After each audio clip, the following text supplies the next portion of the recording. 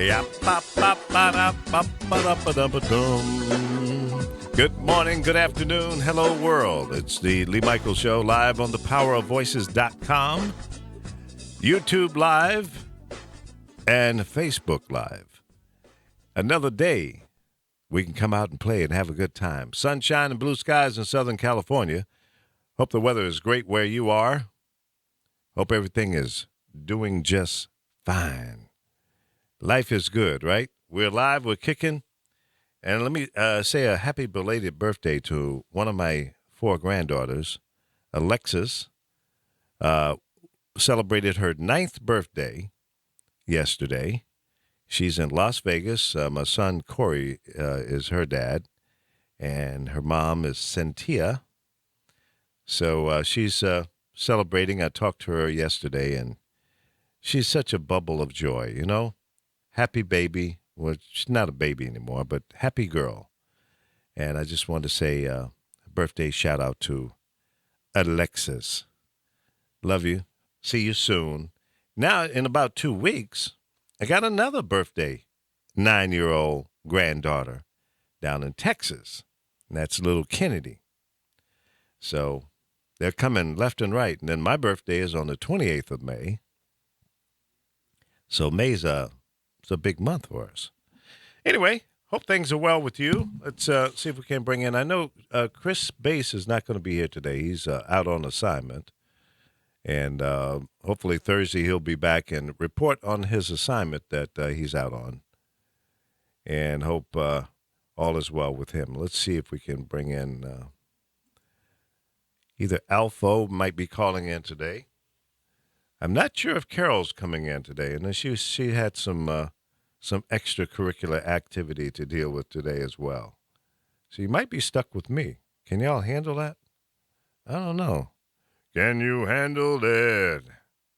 Remember that one? Who was that by? Can you handle it? I'll give you a clue. Well, you probably already have it based on my fantastic rendition of Can You Handle It? I can sing better than Jesse T. This guy can't carry a tune in a shopping bag. So, yeah. I'll give you a clue. The clue is he also played bass, the lead singer. How's that? That's all I'm going to tell you. I could tell you that he was part of another group, very successful group in the 70s.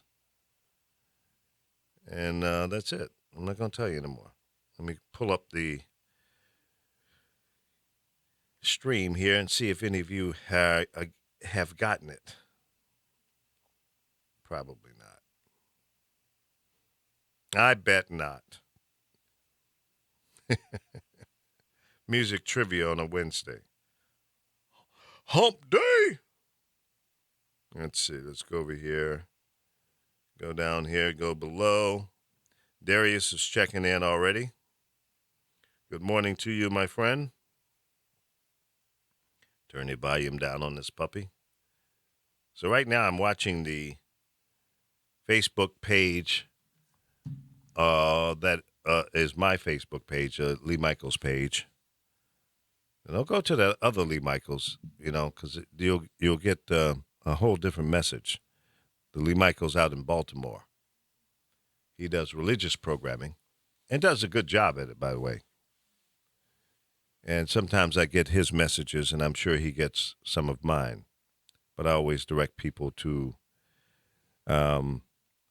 his page so they can connect with him. Good morning, Darius.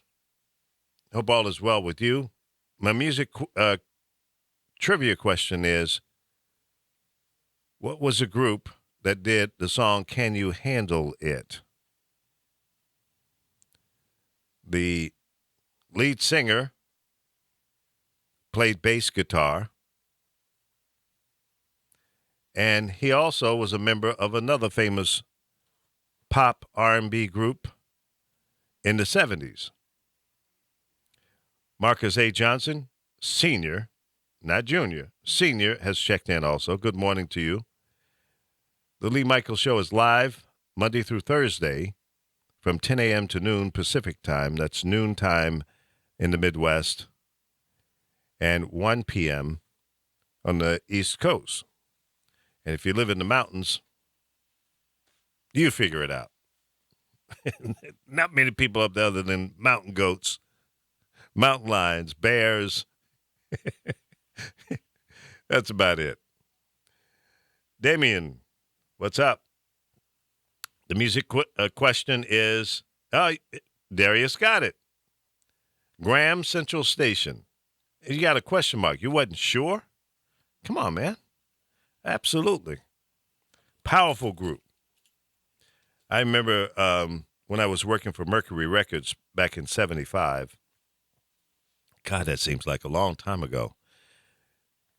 I was on a promotional tour, and the Ohio Players was the headliner of the tour. And Graham Central Station they came on just before the Ohio Players. And I think BT Express and Brick.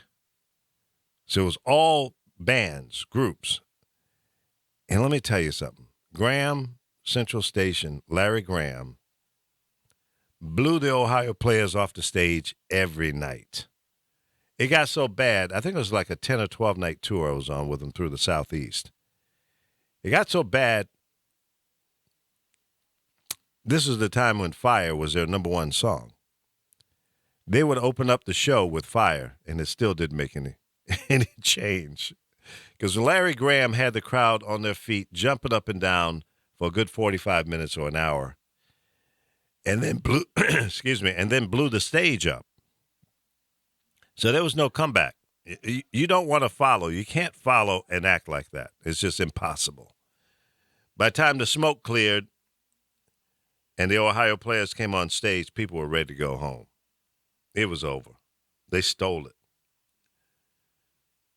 Let's see. Darius is saying, I understand that. The Ohio Players were, terrible live. You're absolutely right. They were rather boring. They just did not have what it took. Some groups were fantastic in the studio, and Ohio Players was one of them. Groups like Earth, Wind, and Fire were dynamite in both environments, in the studio as well as live on stage. And I haven't seen the group Earth, Wind, and Fire in many years. I understand that they're still pretty good, but not quite as theatrical as what they used to be. So that was my experience with the Ohio Players and Graham Central Station, a powerful on-stage group and in the studio. I used to live down the street from Larry Graham up in the Oakland Hills back in the 70s. He was a really, really nice guy, and his wife was outstanding as well. Nice people. I wonder what they're doing now. I know he was a Jehovah's Witness, and he kind of faded from the music scene for a while. But I'm not sure what he's doing now. Does anybody know what Larry Graham of Graham Central Station is doing now? Is the group still together? Yep. Yeah, Darius says Earth, Wind, and Fire were top-notch. You know, they were. They were top flight, man. They were outstanding. Another group I used to enjoy watching was the Tower of Power.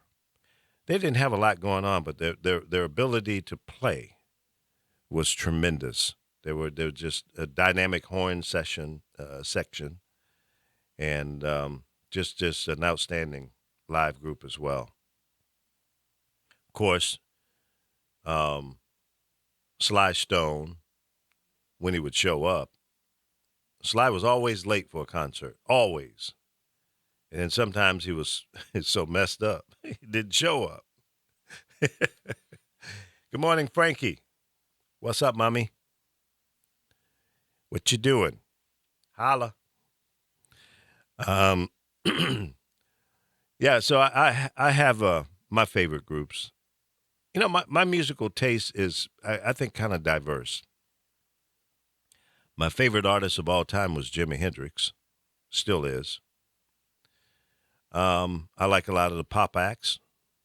Chicago was one of the best um, stage performing and studio performing groups as well. The Rolling Stones, um, Emerson, Lake and Palmer. I'm lucky, man. Yeah, I did top 40 radio the first several years of my career. And then I went back to it in, what was it, late 75. Went up to New York to a radio station up there called 99X, which became Kiss FM. What is it now? I don't know. I've kind of got disconnected from that whole terrestrial radio thing because it sucks. A couple of nights ago, I was quizzing people who joined my Uber ride, and I would ask them, what station do you listen to? What's your favorite radio station? And I must have asked about 10 people that night, and 4 out of the 10 said they don't listen to radio anymore. They don't have a favorite station. And these people were from different parts of the country. I think one was New York, one was Philadelphia, one was from Denver, and I think the other one, if I remember correctly, was from San Francisco. So all, coming from different regions, but the bottom line, the listening habit was the same. They don't listen to commercial radio anymore. So obvious second question is, well, what do you listen to? Well, I listen to, Pandora, Spotify. I download music to my phone. So those 4 people all had the same listening habit of not listening to commercial radio, but all online or from downloads. Yes, they were all in that probably 20, I think the youngest might have been 25 to probably 40. So the top end of the millennial group, but they all listen with the same listening habit, either online or from downloads. Interesting. That was 4 out of 10, so 40%. Now, I'll tell you, when it gets to 80%, commercial radio is in trouble. Big time trouble. When 80% of radio listening is done online, you'll see a major shift. And this reflects the change from AM to FM. Now, satellite radio has made a small impact, but I think a bigger impact has been online listening. Now, the last research that I saw was about a year ago. 143 million people listen to radio online. 143 million. And that number is going to continue to grow. There's no question in my mind.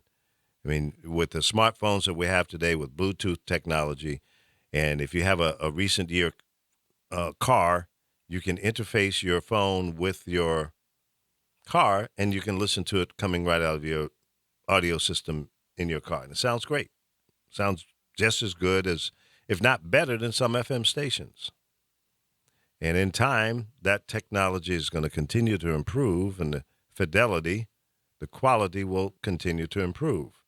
You know what's interesting to me is HD, or high definition radio, is not more dominant because the quality is absolutely better than FM. And I'm just curious as to why it's not in every car. I just bought a car in 16. It's a Chevy Malibu hybrid, but it does not have HD. And when I asked the salesperson about it, he didn't even know what HD was. Young guy. But I would think that he would be familiar with it. It's been around for a number of years now. It's not brand new. But I would have thought by now that every car manufacturer would make that standard in the radios. But mine doesn't have it. I was a little disappointed. Might have been almost a deal breaker. It really was. Because I'm a radio ham, or just a ham. And that was a feature that I really wanted, but they just didn't have it.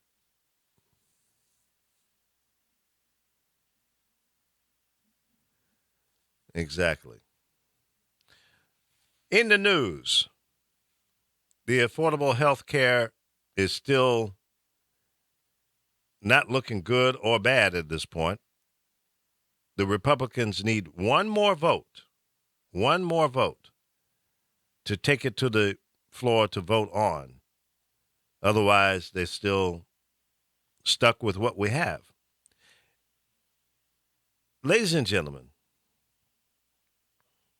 the reason they're that close to going to a vote and also that close from not going to a vote is because the plan they're presenting obviously is not much better or better at all than what we already have. I submit to our congressional members, both the House and Senate, you don't need to replace it. You need to fix it.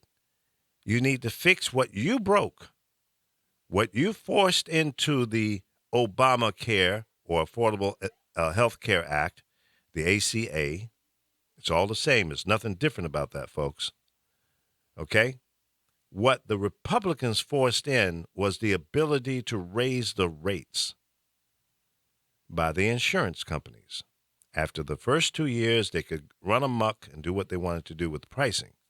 Fix that, you dumbasses. Fix what you broke. Get that chip in there. Then you'll have a better health care plan. Yeah, there may be some other tweaks here and there. But isn't the main issue, the cost of coverage? Isn't it titled Affordable Care Act? If it's not affordable, that's the broken part. Fix it. Fix that. Michael has joined the broadcast. Michael, I know you've been trying to join the show. The line is open now. Why don't you give us a call? 424. Had a little sneeze there. Sorry. 424-227-9461. The number's right there on the screen. If you're watching us on Facebook or YouTube, the call-in number is always right there on the screen. So love to hear from you, Michael. See what you're up to, what you're doing, where you're at between the A and the T. I know. So yeah, what Congress needs to fix is the cost of the ACA. Make it so that the insurance companies can't jack it up. Keep all the other provisions as they are. That's a good starting point. This thing is not that damn complicated. Fix the cost. Why can't we just approach things in a simplistic way? You don't have to reinvent the wheel. Fix what you got. Modify it. If you have ideas of how to make it better, that you can cover more people at an affordable cost, so be it. Have at it. Just do that. No, you got to make it more complicated. You got to destroy what we already have, delete it, and come back with something new. And you had 7 years to come up with a plan that makes sense. And here you are in a new administration that you have power and control of, and you still can't get it right. What's wrong with that? You still can't get it right. You've had 7 years to come up with a better plan. Shame on you. Every one of you need to be ashamed of yourself. My mother, if she was still alive, she would say, boy, shame on you. What you been doing? Sleeping? You know how those Southern parents are. She said, boy, what's wrong with you? You must have been sleeping at the wheel. Well, it's time for you to wake up and get the job done. That's right. That's what my mom would say right now. Michael, it's on the screen. What you doing? 424-227-9461. Right there on the screen. Are you watching me on Facebook or YouTube? Or are you listening to the audio stream from the website? Now, if you're listening to the audio stream, then yeah, you can't see it. 424-227-9461. All right. So yeah, they just need to fix it. Fix the costs, and we'll be the boss. You'll be a major thank you from all of the people in America. Let's go on and get this fixed. Hey, Michael, what's up, man? How's everything, big brother? All right. What are you doing now? Where are you? I'm still in Norfolk, Virginia, taking care of my mom, selling cars at a dealership, Okay. as well as DJing and doing some big events around the city. And what else? And then doing some mix shows for different radio stations. Okay, great. Ladies and gentlemen, this is Michael Marzone, one of the great music directors, program directors, radio person ever walked into a radio station. And I mean that sincerely. I'm not just saying that to blow smoke up your nose, but I've always admired you. We never had a chance to work together, but I've admired your success. And more importantly, you're in my hometown, so I always kept a close eye on what you were doing. So I want to publicly congratulate you and lift you up. Thank you. Yeah, man. You know what? I'm gonna say something to you that's kind of funny. Is the day-to-day the new company that came in and walked in and said, Michael, we gotta let you go due to the fact that you have too much influence on the community, the station. We decided to go a different direction. I looked and I said, wow. The funny thing is, those that came in that was consulting that also came into the station said, Mike, everything's great, everything's wonderful. Go back to their office and wrote this real bad email that stated like I didn't know what I was doing, didn't know anything. What? Remember, the station's number one. You were penalized because you had made the station number one. Yeah. And you have too much influence on the community.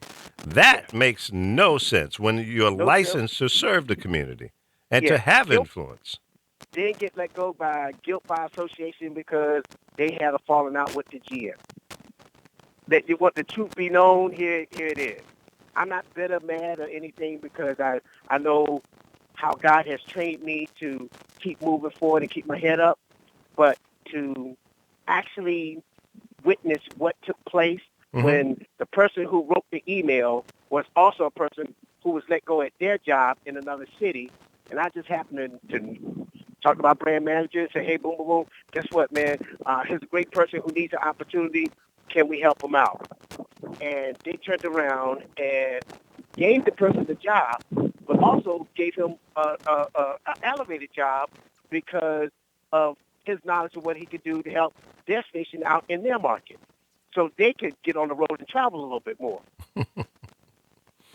Wow. So you got the guy a gig with the company, and he turned on you. Yeah. Well, sit in my office, laugh and smile, and say, man, everything's great, everything sounds good, you're doing a great job, and then walk out there and wrote this room. And then my general manager at the time said I could not reply back to him because they knew that I was going to go off. Wow. Well, I said, okay, cool, I got you. I got a lot of opinions about everything you just said. First of all, your general manager was weak. You're not a stand-up person, he or she, whoever it was or is. Yeah. The person that you recommended them to hire should have had more respect for you as opposed to stabbing you in the back. And I hope that you never talk to that person again. And listen, I don't. Hurricane, he's also known as Hurricane in the business. Let me just say heart attack. Heart attack. I'm sorry. Heart attack. You good. Damn. Heart attack. Let me just say this. That has happened to me as well. It's not uncommon. And, you know, those type of people are weak in themselves. And they do things like that to lift themselves up, they think. But in reality, the word will get around and they will lose trust. And that's the way that circle goes. Listen, this is a Yeah. tight-knit business. Mm-hmm. And when the word gets around that you cannot be trusted, that you'll turn your back or stab your friend in the back, people will leave them alone. They'll run away from them like they got a plague. So let me just tell you, man, don't let that bother you. Toughen up, move on, do some other things. But, more importantly, you're a smart guy. You know how to make things work. You got a great music ear. You ought to be hired by one of these weak record labels as an A&R person because you have a good ear. You pick some hits, man, that most people didn't hear. And that's what a lot of people in this business used to say about you all over the country. I talked to the same record promoters that used to talk to you. And when they said, Heart Attack said this is a hit, it made me listen. It made me listen again. Say, okay, let me check that out because Heart Attack's got a good record. He's got a good success record of picking hits. Yeah. So I'm gonna tell you a quick story about one record. I don't want to put the artist out there, but I'm gonna say the record. One of the record reps called me and said, "Yo, man, I get this great record." I said, "Man," it's a great record, but the record ain't gonna crack the top 10. He said, "No, if you don't play it," I said, "No, we're gonna play the record because I believe in the record, but it's not gonna make the top 10." The record went all the way to number 11 and stalled. wow. And I told him it wasn't going to crack. And he said, he had to go back and look at his reports and stuff, and he saw that I was telling him the truth. I said it was a great record, Right. but it didn't have the legs to beat out all the other 10 records that was in front of him. See, it's a science, ladies and gentlemen, and Heart Attack understood that, and it makes all the sense in the world. I used to read the charts the same way, and I would say to record promoters when they were bringing a new product, I would say to them, "Hey, look, man, it's a pretty decent song. It deserves some airplay, but I don't think it's going to be a huge hit." And I said, and here's why. I'll take a couple of songs out of my, top songs that are doing well right now, and I'll put this song in between two of those. And if this song can help those other two that are already strong, if it can bridge at the same level or higher, then I know that this is a hit. And the record guys used to look at me like, "What are you talking about? What do you mean?" I said, "Well, listen, okay. If I play record A, which is a top 5 of a top 10 song, I play your song, and then I follow it up with another great song. Is your song going to cause it to look like a sway back horse, or is it going to bridge higher or at the same level as these other two songs that I'm surrounding it by?" And well, yeah, I guess that makes sense. But you got to give it a shot. I said, I'm going to give it a shot, but I'm just telling you, I don't think it's going to bridge the way you hope that it would. Because each song, as it's being played, has to help the song before or after. It does, but here's the thing, though. See, when the new company came in to take over, the first thing they went to is what they call call-out research. Right. Now, I still feel like this. Any record that you play is from your gut. When you get the record, you got that record, and they brought it to you, you listen to it, you said, "Oh, man, that's a hit." Something in your gut told you that that's a record that you're going to start listening to and start paying more attention to, even though you got 10 records in front of you, 20 records. Now, you got to now figure out, is this time for to put this record in call-out to see if this record is a hit or not? Now, the part is, you still got to use a gut to write it down to put it in call-out. Right. Now, I'm like this, and here's my philosophy. You can't take a record that's in Louisiana and compare it to Norfolk. Yeah. Or any other region for that matter. Right. Not unless your gut tells you right off the bat, this is a record worth dealing with. Right. Oh, man, I feel something about this record. Your ears, your whole insides tell you there's something about this record, let me play it. But when you turn around and you now doing research on records nobody never heard of before, or if you never even heard it, and then you try to listen to it and say, "I don't know," but wait a minute, I'm going to tell you what's going on with it. It's played in this market, it's played in this market, it's played in this market. But they're not here. Right. Well, Heart One Attack, thing, the same thing, it's a parallel with air talent as well. yeah, All air talent won't work, when they do the syndication thing. Let's use Tom Joyner, for example. And I love Tom. I consider Tom a friend. We were competitors, and we worked on the same team before. But I've always said Tom's show has a regional difference. And on the West Coast, Tom's show never had any significant success. And the same thing works as it relates to music. There are regional hits, and there are songs that are more universal that can spread all over. A national hit. And I don't know why people don't understand that, but I do understand why they think they are correct, because they're lazy. The vice president of programming, who generally push down what they want all the stations to play, are lazy. They don't want to work with you and have a conference call, if you need to have one, to talk about what's happening in your market.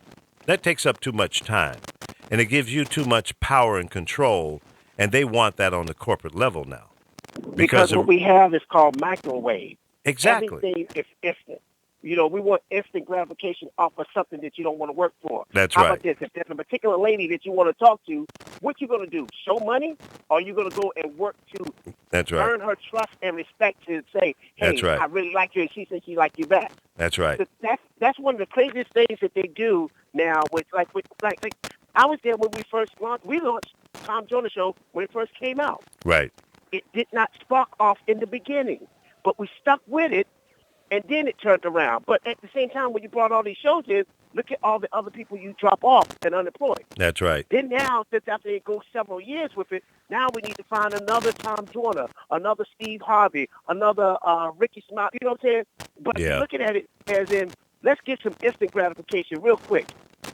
Let's not get a radio personality that's strong. Guess what we do? We now go after artists. We turn to the Keith Sweat show. Now, let's The I'll Be Sure show. Absolutely. Let's play What If for a second. Mm-hmm. Here's the thing. If all of a sudden Tom Joyner and some of the other guys start losing stations for whatever reason, a variety of reasons, nothing that necessarily he's doing wrong, but let's say a program director has the ability to say, I want a local show. Who the hell are you going to hire? The problem is there are not enough talented people in the last 20 years that have been trained to be great morning personalities. And there is a difference between a morning personality and an evening or afternoon even. Yes. And the program directors that we have out here today have never developed a good morning show because they've been living in the syndication world for the last 20 years or so. Yeah. So look how many times they brought in Doug Banks' show. Yeah. They tried it in the morning, it failed. They tried it in the evening, it failed. They lost it, then tried to bring it back, revive it again. It did not hold. Exactly. And stuff. And that's another good example of a regional personality. And I know Doug very well. We were very good friends, and I hired him 3 different times. Now, he did better in New York than Tom Joyner. He did well, but not as a syndicated jock in Philadelphia. He did great in Los Angeles. He started out in Detroit. He did a good job in St. Louis. I hired him in St. Louis and twice in Chicago. So I know this guy intimately. I mean, he was right. I knew him inside out. I knew him, personally and professionally. But there were markets that he probably wouldn't work too well in. And I'm thinking down south, from Virginia down to Florida, may have been a tougher success pocket for him. Although he was on a number of small market stations, but not in a dominant position. So there are regional differences. Frankie Crocker, one of the greatest jocks ever in New York City. When he came to Los Angeles, what happened? Frankie crashed and burned. He was not successful out here. He didn't do much in Chicago. He was in Chicago for a short period. So I don't know why the radio bosses today don't understand that there are regional differences. and respect that fact. But it's easier for them to get on a conference call and say, heart attack, here's what you need to add to your list. Joe Schmo in Alabama, New York, Philadelphia, Chicago, everybody's adding the same thing. And they'll tell you in between, and you're basically going to hear the same selections.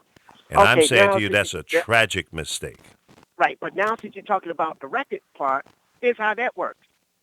See, when the Walkman, little Walkman little thing before we came to MP3s and all this other stuff that we have now, when it came to your cassette decks, what are the people buying in the stores? That's what we play. Right. Now, wait a minute, what's in their Walkman? Now it's what we play. Yeah. Then we came up and now we got to MP3. It says, okay, what are they putting in the MP3s? Yep. That's what we play. Because now radio used to be the dominant force of music, of everything. Exposing it to the people and everything. That's right. Everything. It's not now. Nope. Because you know what we did? We didn't, I'm going to use the word, we forced them to go towards other avenues. Mm-hmm. It's not because of commercials. We forced them. And then now we're trying to fight them and come with these other avenues like, let's go with iHeartRadio, let's go with Pandora, let's go with all these other entities, to try to get people to come back to radio. Right. You forced them out. You did. And you played the records so many times. You burn it out. Why should I go buy a record that I'm going to hear about 50 times every time I get in the car? That's right. Yep. It doesn't make sense. The power rotation today is an hour and 15 minutes and sometimes less. Come on, man. Then you microwave that down to the attention span of, listen, I love, Michael Jackson used to release a record every 4 or 5 years, right? Right. Janet Jackson. Let's name all the artists who do that. We couldn't wait for that record to come because guess what? Bam, it was a hit. Right. Or it was like I call it a slow cancer. You had to build up. Now it's a hit. Right. That's true. Right? Now, what do? We hear so much. Why should I go to a record store and buy? We done killed the record store industry. We don't have to go buy records no more. That's true. It's too much exposure now. Yeah. Now, all of a sudden, where are we finding new artists, new singers? Mm-hmm. That's why I put the thing up there and said, like, where's the next big female singer? Like a Whitney Houston, Aretha Franklin, the list goes on, Anita Baker, that unheard voice like a Toni Braxton. Right. That we can find today. No, we're going to a pop level of Christina Aguilera singing us. Yeah, they're all manufactured now. They're highly produced with special effects, with auto tune, because some of them can't sing, and that's why you go to a concert, they're not really singing. Yeah. They're lip syncing to a track, and that's not talent, man. It's not talent. For sure. We got to get there. Yep. Girl never danced before in her life. We're gonna put a couple of dancers in front of her and make her do just one or two side steps. Ooh, she looks like a dancer. Right. That's true. What's up, Slack J? Slack J is tuned in. Thank you. The thing is that I look at how the industry has changed, but the industry has not changed to a mecca to make sense. Right. It's microwave. We have to go to Drake, Rihanna, Beyonce, who's ever in their camp, to now look for the next talented act. Right. A&R ain't going out to go find acts or go to the club or go to the restaurants or these lounges to sit back and find acts like they used to on the urban side. Yeah. Pop side, see, they got so many avenues they can go. Yeah. They maxed out Disney. So they still trying to see if they can pull up any more Disney acts over there. What about over here with us? Yeah.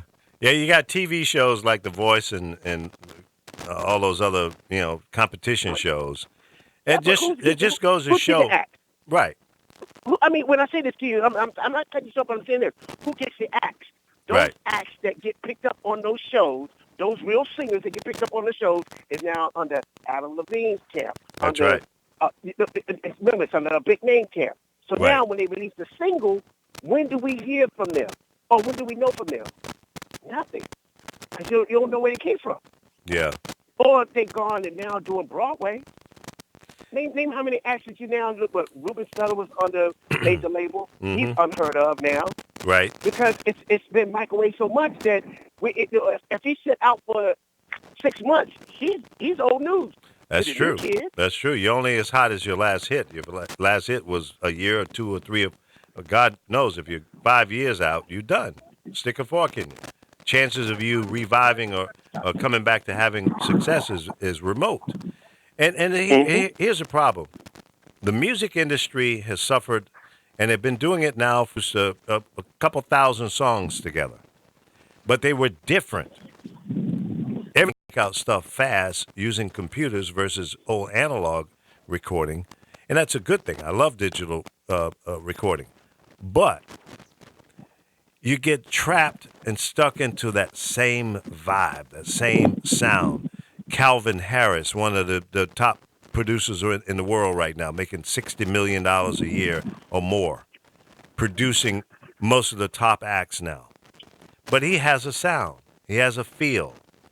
And I can say, oh, that's a. And if you don't Hmm. deviate that signature, then all of a sudden, if you got 4 or 5 of the top 10 records out there that you've produced, you now are dictating to the rest of the world of what needs to be, what it all should sound like. So then you're going to have the carbon copy, the no-brain producers trying to copy that same sound. Well, you had at one point you had all the artists. Let's go '90s a little bit. Well, Okay, '90s was the Teddy Riley sound, the New Jack Swing sound. Teddy pumped out a lot of hits with a lot of that's right. people. That's right. Then you move towards Timbaland.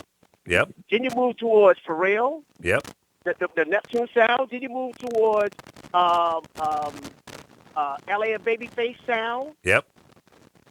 Like you said, the Jimmy Jam and Terry Lewis sound.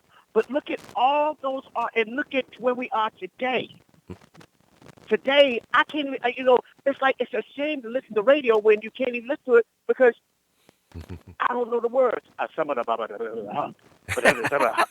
come on, man, be for real. You mean we stooped this low? Who's Yes. the A&R that got in there and put this shit Yes, we together? have. And then turn around, yeah, I'm happy that it's going, but guess what? I'm looking at the same people, Mm-hmm. the same people who also wrote hit records for other people. Millie Vanilli, Spice Girls. And now you out here promoting this same type of music? Yes, in order for it to stay relevant, but are you putting anything relevant that's going to stick around for years like a Motown sound, like a Stax sound? Yep. Are you putting anything that's going to stick around for years to come? As your Nita Bakers, your Whitney Houstons, and all of them. No. No. You're putting stuff that's microwave that happens today, and I guarantee you, I'm in the club right now. I'm getting more young people coming to me saying they prefer to come to hear real music than to hear the stuff they listening to now. That's true. Now, this is not just because maybe I'm dating myself. No, I'm not dating myself. It's a real fact. It is. It is. It's totally. I mean, I drive Uber and Lyft, in my spare time because it's another form of radio for me because I have a captive audience and I like to talk and I interface with people that way. And at the same time, I make some extra money. But here's the bottom Right. line: people, when many of the young people that get in my car, the first thing they want to know, you got an aux cable? Auxiliary, plug-in. I say, yeah, I can hook Got that up. Bluetooth? Yeah, got Bluetooth. No, I give them access to all of it because I want to hear what they've got on their phones.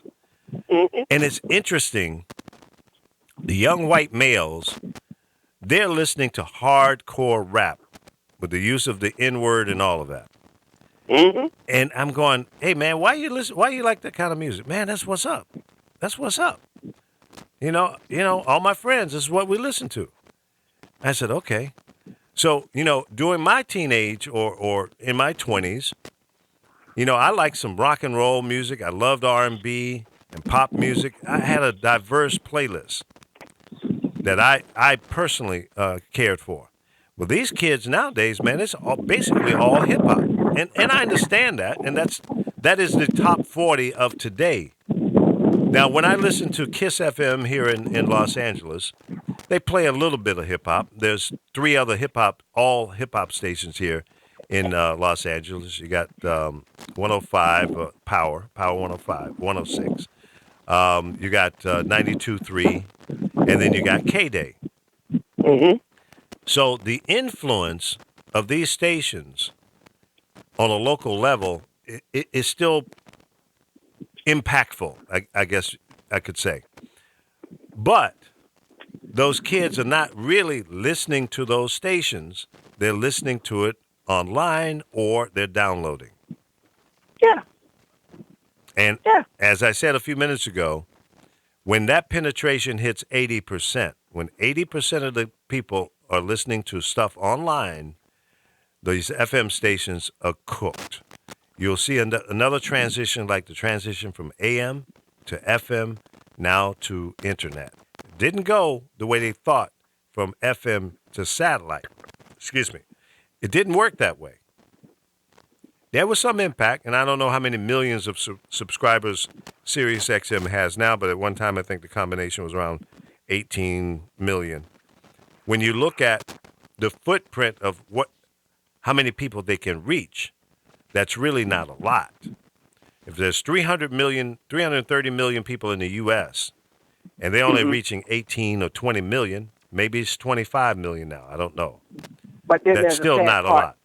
But there's a sad part to to XM and Sirius Radio. Yeah. You know what I'm saying? Which they are now beginning to play almost the same records over and over again. They are. Too quickly. Totally. Which I don't care about the commercials or anything, but I'm hearing the same junk. Now I got to choose and pick where to go, but I'm hearing the same stuff. Right. But see, it's sad to say the urban side is the most strongest side of music, of money, and we don't have as many avenues as we have as the pop. That's true. Or the top 40 or the mainstream. We Absolutely. don't. And with saying that, when you go listen to a car, you go in your car and say, "No, I don't want to listen to local radio. I'm gonna listen to this." But the local radios, your satellite radios is playing the same songs over and over and over again. You're absolutely right. And you got to wait 6 months before they switch to go to another set of the same songs. I know. And over. Channel 2, which is their station called Hits 1.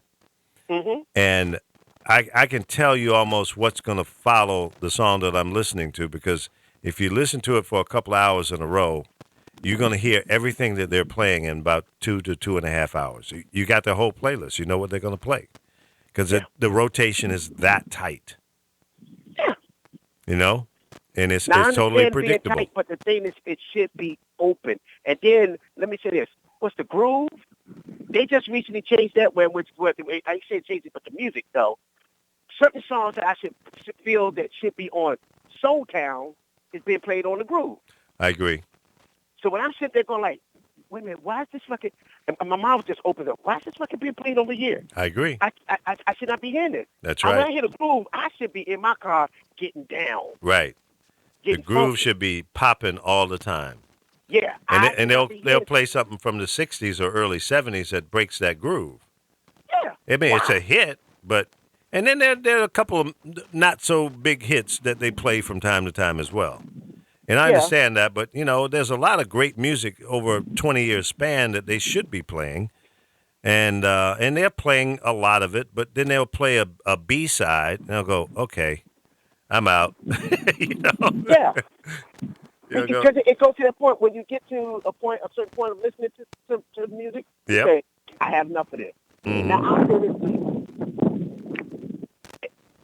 I really thank God for the gift that He gave me of listening and studying the music. Yeah. But I always remember this one thing: when you have a voice, there's always somebody there to silence you. That's true. And you have to figure out ways to always keep your edge on maneuvering.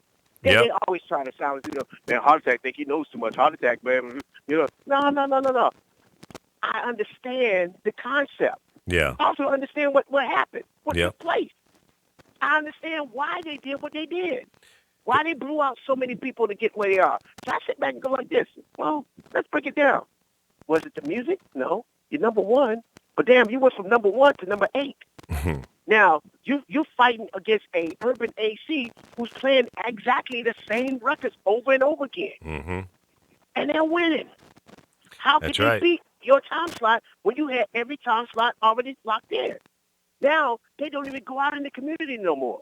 They don't. No. They wait on a concert to come in to try to claim it as theirs. Exactly. And it's really not that. That's true. Man, we used to put on a show back there called Jam Fest. Yeah. And we used to charge people $103 Right. to see their favorite artist. The artist probably get on the stage and do like 4 or 5 songs, or even not even 4 or 5 songs, Yeah. 2 songs. Right. Heavy D got on the stage and did 1 song. Right. And everybody remember that remarkable moment of that happening. Fest. Our Kiss Fest. I'm the fact. Yep. Like I said to you earlier, and I sometimes text and say, where are the singers that we're looking for? You had, like I said, the Christine Aguilera thing. You had all these other things that came up, and I just sit there and look at At any meaningful level. We talked about yesterday preparing artists for interviews, how to face the camera and the microphone, whether it's in good times or bad times. You have to be prepared, otherwise you're going to make some crazy statements that's going to cost you your career and impact on the company that you're working with, whether record label or whatever. Because they want the shop value. You think the shop value is going to hit? No. Hit a massive surge of people saying, "Yo, he said this on the radio. Ooh, man, he told them off." And guess what? Now they think he's going to get a fan base behind it. No. Going viral. And you certainly won't get any advertising endorsements because they're going to run away from you. No. Yeah, that part, you're right. But I'm just saying, to these artists, is the word no. We're not doing that no more. Yeah. We're not even telling them, hey, we're going to go have a meeting with such over here at this station, blah, blah, blah, and all this stuff like this. The artists now turn around and they're rebelling to do that. Yeah. Oh, we don't want to do that no more. We don't need that. It's a shame. Heart Attack, Yeah. well, I wish you well, man, and let's stay in touch.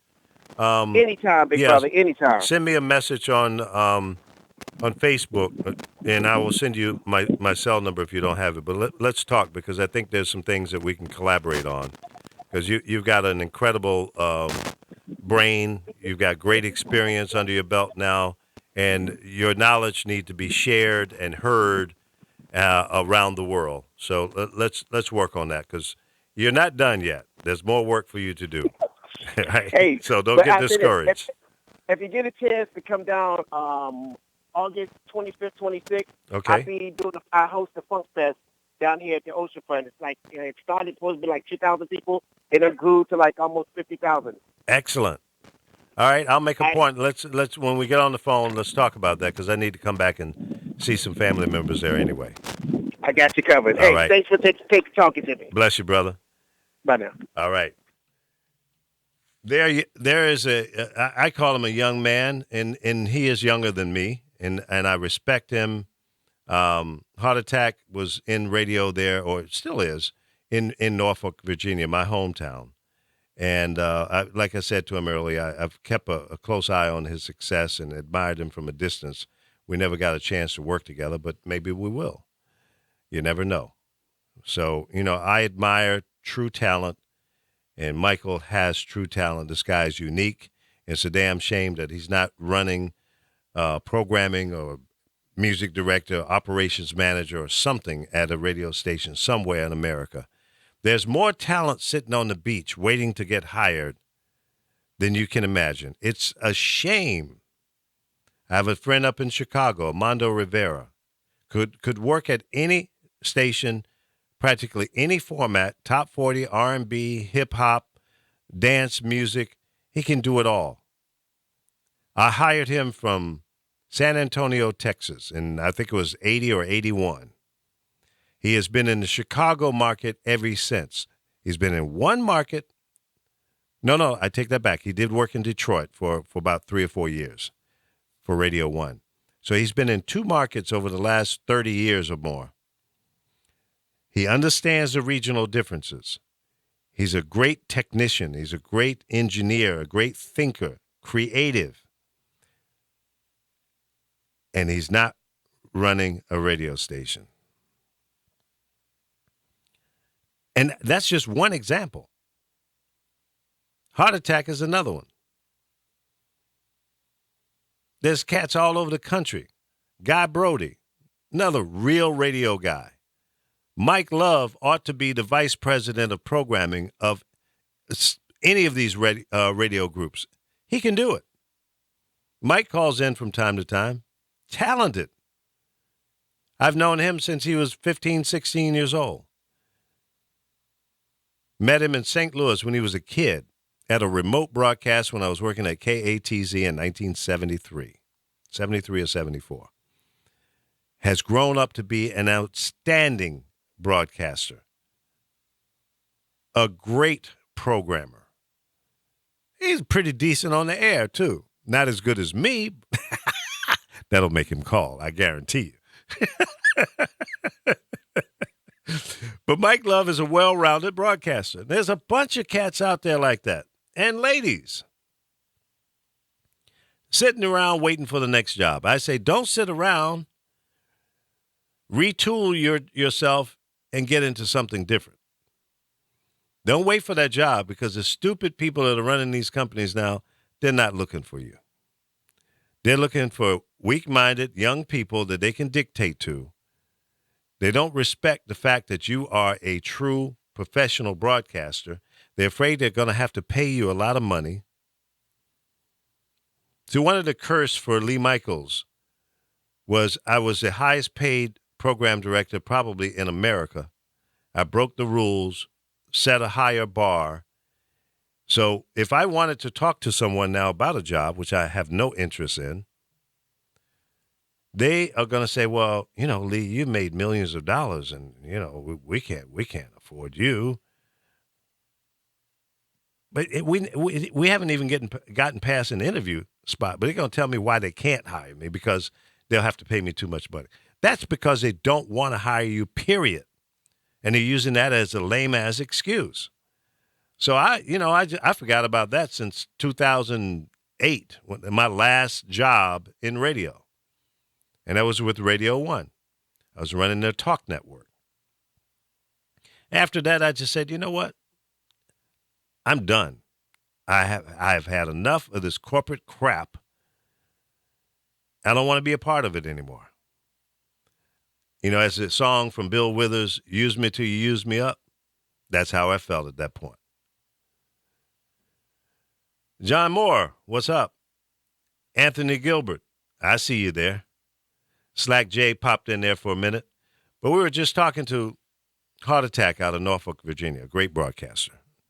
I've been trying to get him on here. He's been calling, but we had some phone line issues with. Hopefully we got them resolved somewhat. So you're listening to the Lee Michaels Show. By the way, we have an app for your phone. You can download the app for iPhone or Android, and you can take us with you wherever you go. You can listen to us straight from the website as well. Obviously, you can see my ugly face here on YouTube and Facebook right now. And we do this show Monday through Thursday live, and we do a replay on Friday. So I can go out and do Uber. I know. I'm sick and twisted. What's up, John? Are you still mixing it up? Here's another talented young man. I think John still works for AT&T, but on the side, he does mixing. He's a mixologist, not at the bar. He's not a bartender, but he's a king on the wheels of steel. Putting it down out of Chicago. There's a lot of great mixers in Chicago.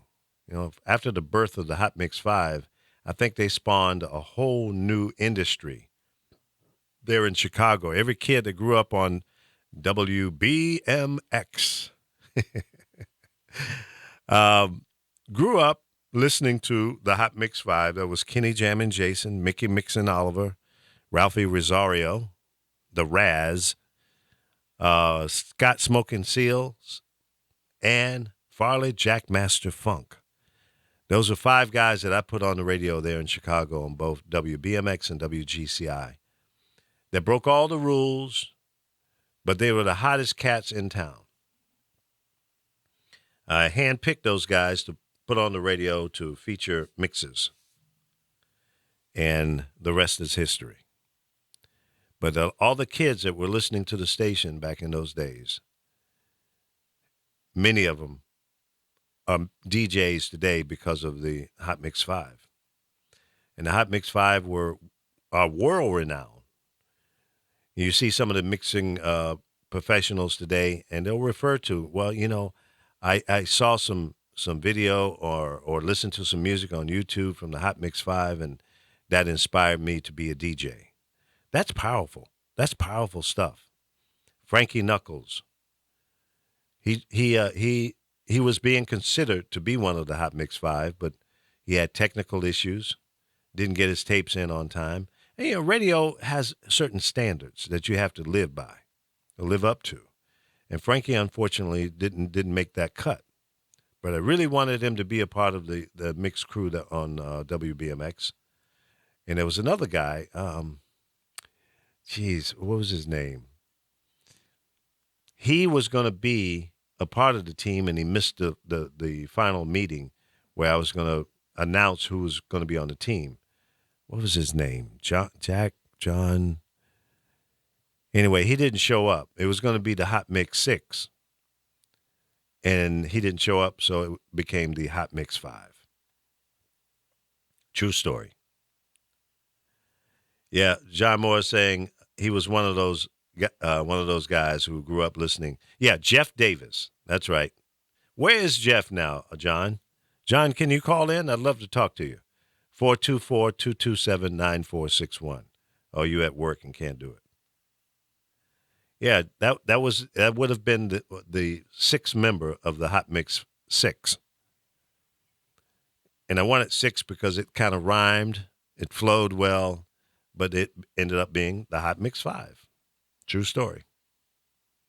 I've been sitting on the beach in Mexico, enjoying the sun and the surf, and all of a sudden I hear Saturday Night Live, Ain't No Jive, Chicago Dance Party on 102.7 BMX. And that was my voice. I did that little drop in, and that was played for probably 4 or 5 times an hour on the mix shows on Friday and Saturday nights. So I'm on vacation in Cancun, Mexico. And I turned around, and there was a couple sitting behind me, a white couple, probably in their 40s. And I said, oh, God, Chicago has followed me to Cancun. So, yeah, my inquisitive mind, I had to get up and go check it out and say, hey, well, you guys must be from Chicago. And they said, no, we're from Cleveland. I said, well, where'd you get that tape from? It was a cassette on a ghetto blaster, boom box. And they said, well, our son goes to school there in Chicago, and he records these tapes every weekend and sends them to us. And we love this music, and we clean the house, we wash the cars, we go drive to work. I said, wow, this thing has spread it beyond Chicago. Now, we're talking 81 or 82.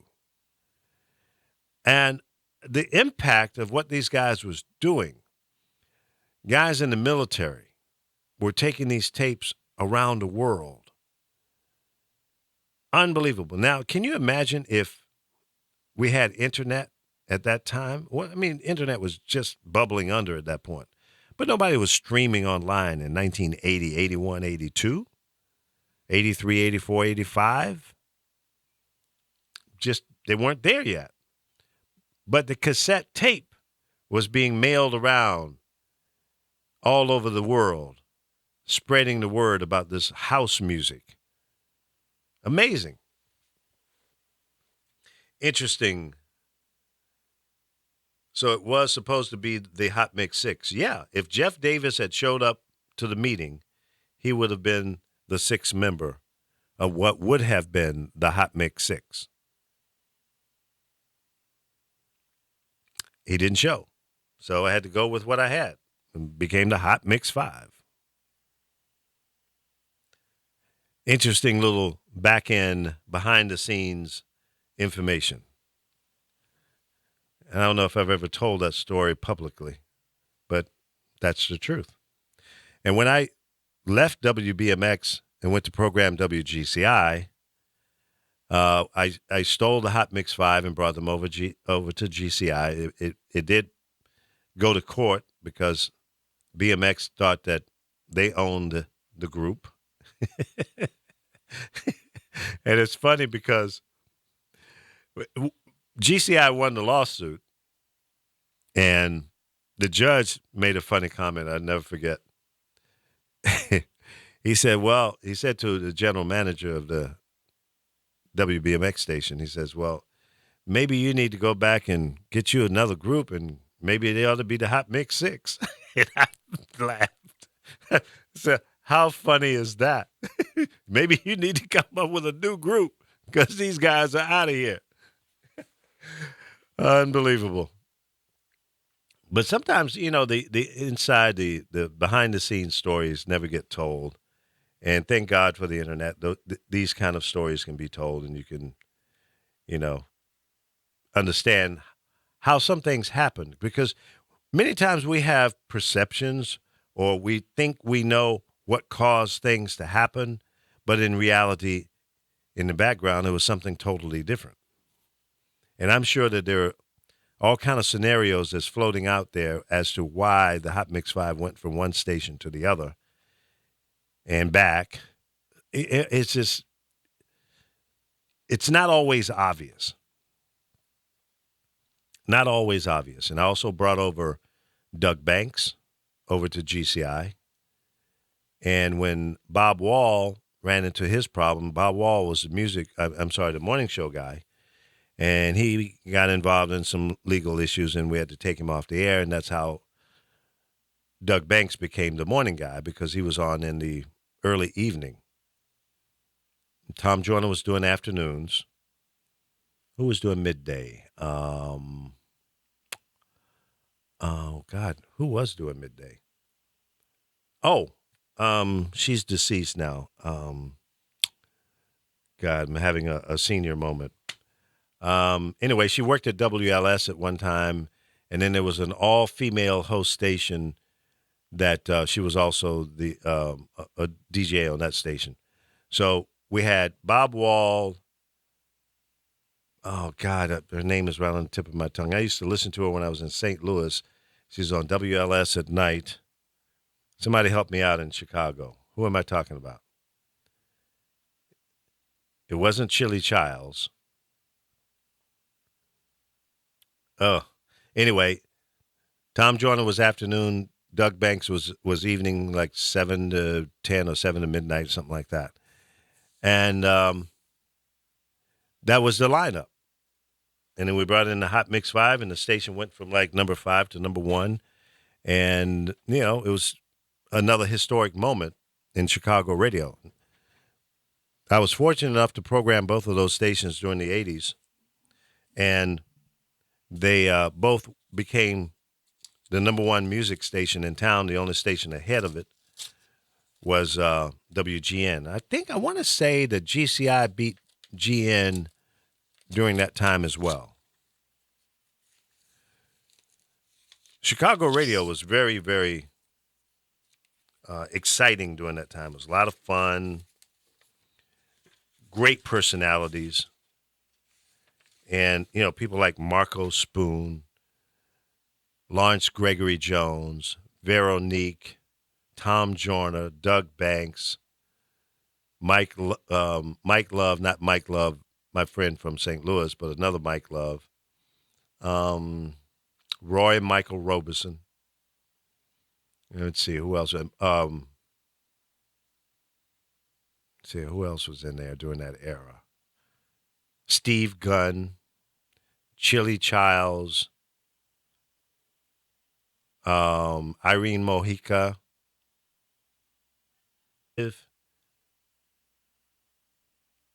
What was this about? The backstories are very interesting.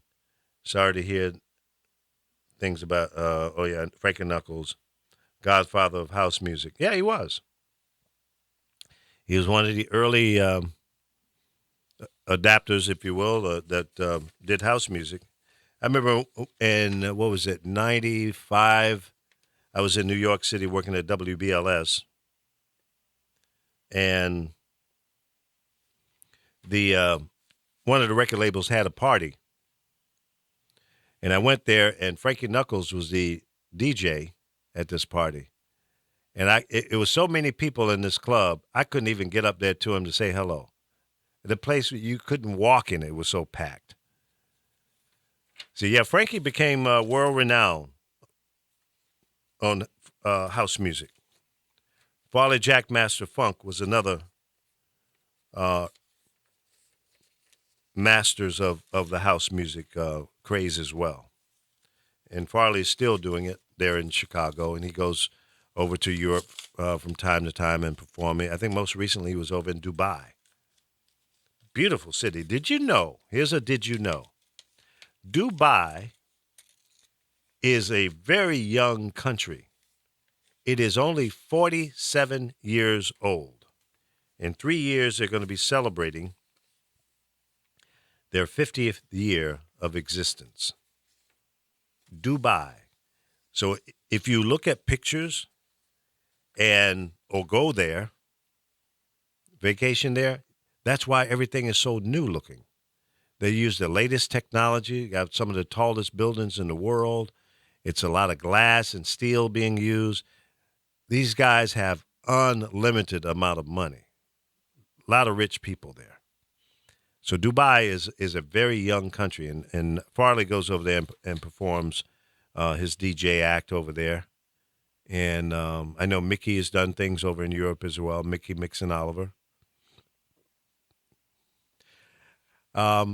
So, yeah, I mean, music has a lot of influence on our lives. And occasionally I meet a deadbeat that has no connection to music. And I can't fathom that thought, that you're not connected to music in some kind of way. You must have one boring life. No music in your life? How can you even exist? How do you do that? I don't know. I mean, I don't listen to music the way I used to because it was part of my job.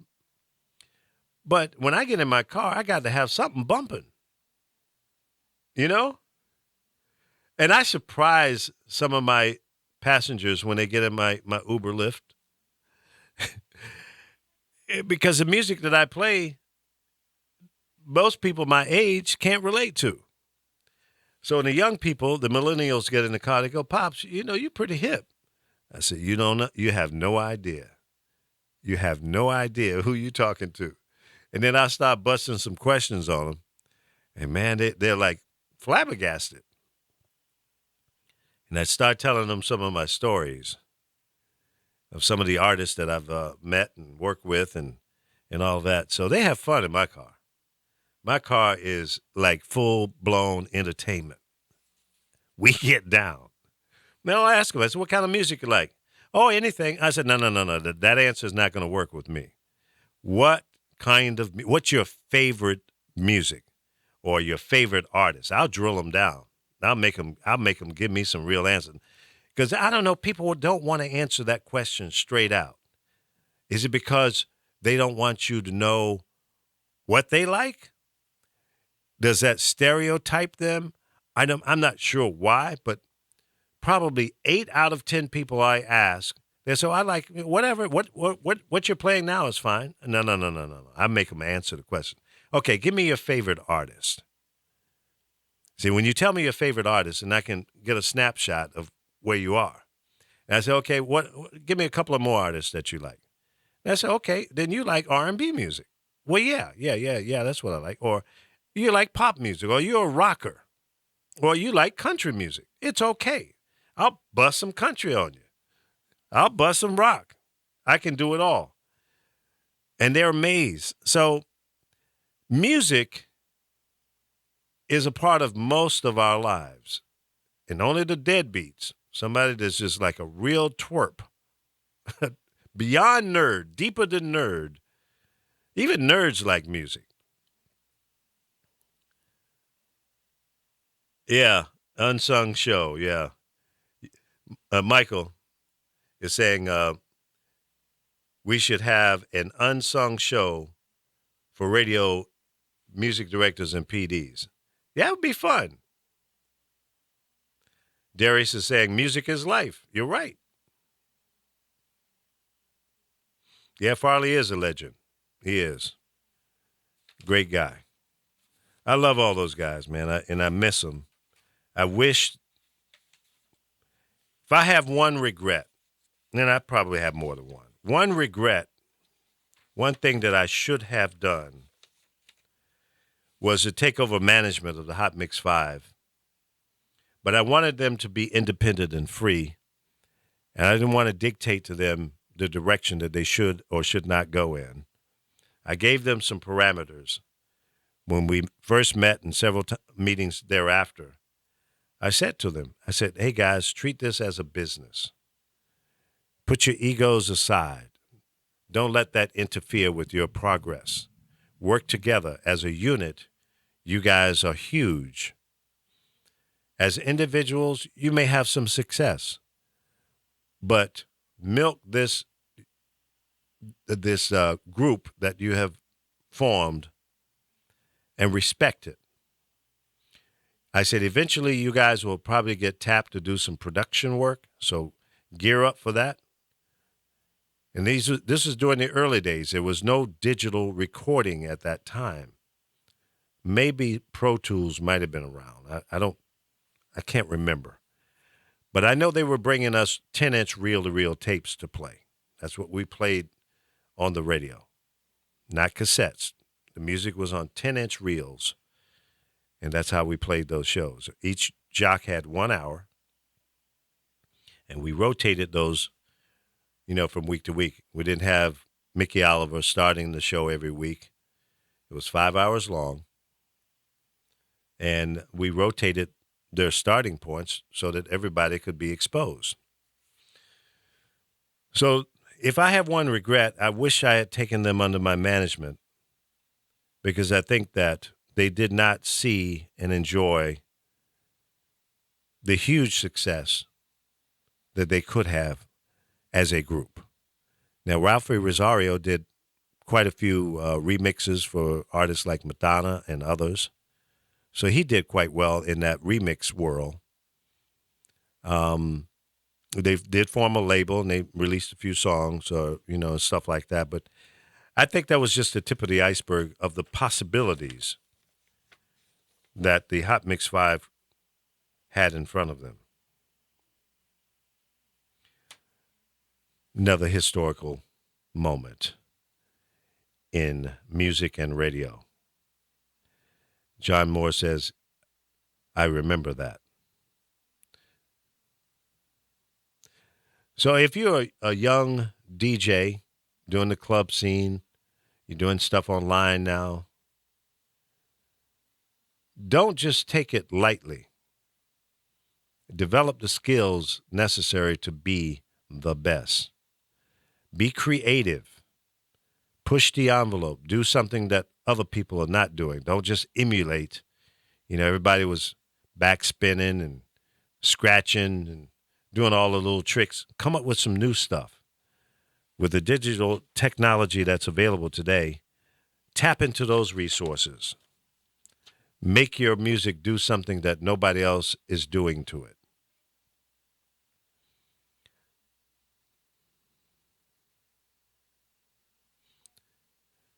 Think about it.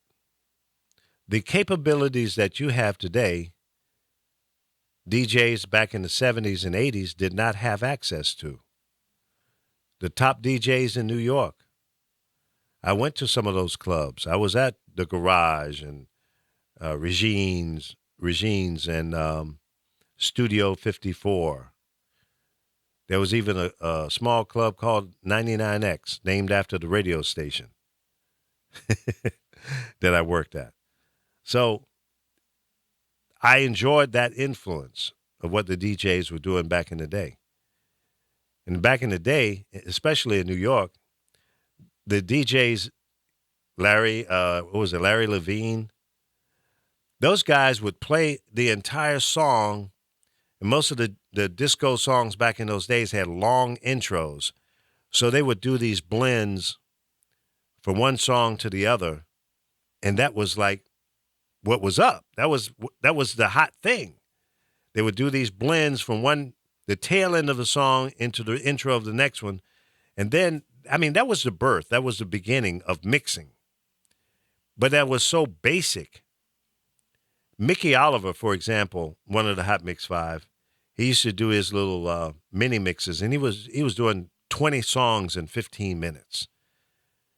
I mean, that was something that nobody else was doing. So that was a cutting edge thing. I remember I said, Mickey, can you do a mini mix of all the Motown songs? You know, come see about me, and put a beat track under it to make it sound like a different. He goes, yeah, I could do that. And he went home and he did it.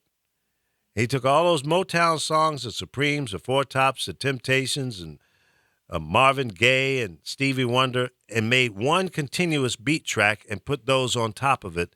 And he did like 15 or 20 songs in a 15-minute mini mix.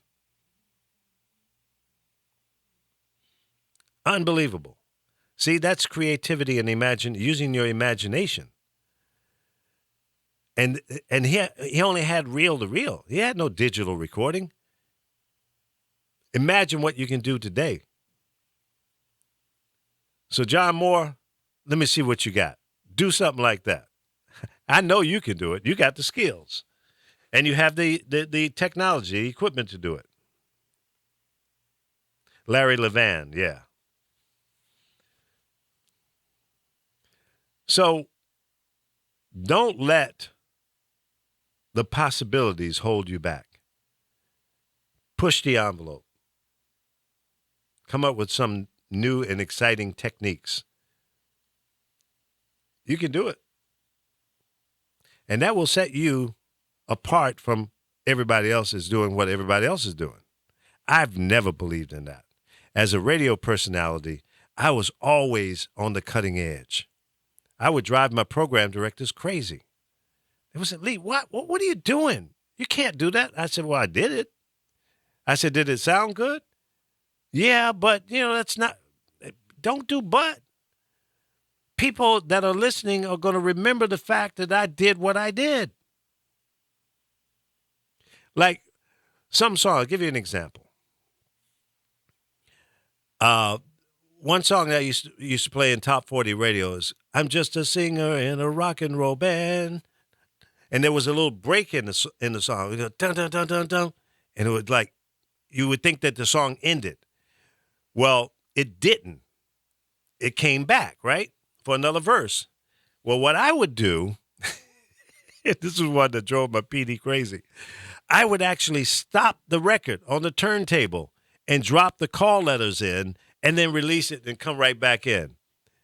First, when I first got hotline, that means when the PD program director called you to read me out, he says, he didn't say, you can't do that, or why did you do? He said, how did you do that? So I knew he was amazed at how I did it. So after I explained to him how I did it, he wasn't so mad. He said, wow, that was pretty creative. I never thought about that. I said, did it sound good? He goes, yeah. He says, well, maybe you don't want to do that every time. I said, no, I wouldn't do that. I said, because, see, if you do that every time, then it's going to get old quick. And then if you do it every other time or every 3 times, it makes the listener listen to see if you're going to do it the next time. Little stuff like that.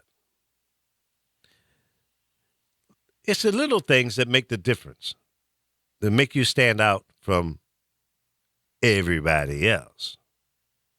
If you say the call letters the same way everybody else, after a while, it becomes subliminal. People don't hear it. It goes in one ear and right out the other. Radio also fights noise, the room ambience. Wherever you are, if you're out in public and you've got your radio on, or you're in the backyard barbecuing, whatever you're doing, or in the house and the kids are playing in the other room, but the radio is on in the kitchen while you're preparing the next meal. And the phone rings. The dog is barking, but radio is still in the room. So you need to make noise, things on the radio to make it cut through the noise in that room or in that environment where the listeners are. The element of surprise, to be unpredictable, that makes for a great radio station. That makes a great radio personality. When you're not doing what everybody else is doing, you will stand out. Do you know there are some radio stations that don't want personalities to give out their Facebook page, that you should only give out the radio station Facebook or Twitter or Instagram? Because they don't want you to become bigger than the station. And when you leave that station, you carry your followers with you. So if they don't allow you, when you're off air, pump up your brand, because sooner or later, you won't have that job. And it may be sooner than later with all the technology advancements.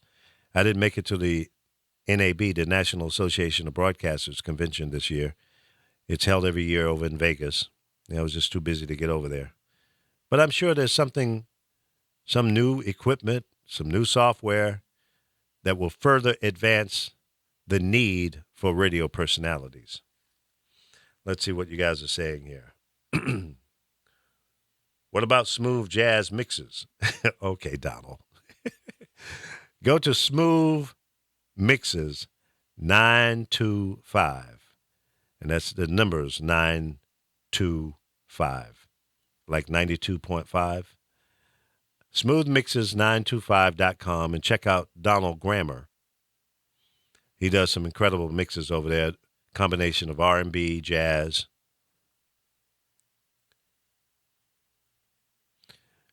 Yep. John Moore is commenting, yes. Love, what was that? Love FM, love.fm was like that. Like what? What did I say that you were referring to? So, you know, there are days when I come in here, especially when I'm all alone, nobody shows up but me. I'm going to talk about stuff like this. Sometimes I'll go into politics. Sometimes I'll go into radio stuff, music business. And I want to have a show. I'm going to invite some of the godfathers in the music business. I'm going to have Marshall Thompson from the Chi-Lites. I'm going to try to reach out to Barry Gordy, Smokey Robinson, maybe Jimmy Jam and Terry Lewis, some of the producers and record executives, Al Bell that ran Stax Records back in the day. And the record label that released Who Let the Dogs Out? Roo, roo, roo, roo. Yeah, who would have thought a song like that would be such a huge hit? It was. People like Al Bell, I consider a very dear friend and a great guy, nice guy. And we have Al on, and we're going to talk about the record business. He taught me something that I didn't really understand. When I ventured off into creating a record label, he said, Lee, you sure you want to do this? I said, yeah, Al, yeah, I think I can do it, man. I think I know great music, and I think I know I can get it played. He says, okay, well, let me explain the business aspect of it. And he broke it down to the pennies. He says, Lee, I want you to remember one thing. If you don't remember anything from this conversation, remember that the record business is a penny business. But at the end of the day, what ends up in your bank account is going to be pennies, because that going from the wholesale price of a record, CD, cassette, whatever it is, that's where your money is. You sell it to the distributors for $9.98. He's going to sell it for $14.95 or whatever. Your money is coming from that wholesale price. So the first thing is you got to take off all the costs out of that $9.98 that you sold it for. Okay? Your printing, your postage, your recording, your mastering, artwork, all of that comes off the top. That's an expense. And then you have to cut the rest of it up with the artists, the writers, arrangers, producers, and whatever, all the other expenses. Is at the end of the day, what you, the record label, is going to receive, you'll say, are pennies from that $9.98. And I will never forget that lesson that he taught me because he was absolutely right. Now, there are some labels out there that make big money, but you got to sell millions of records in order to make millions of dollars. Now, there's some gangsters out there in the record business that will steal your money, steal the money from the artists and everybody else to ensure that they make more money.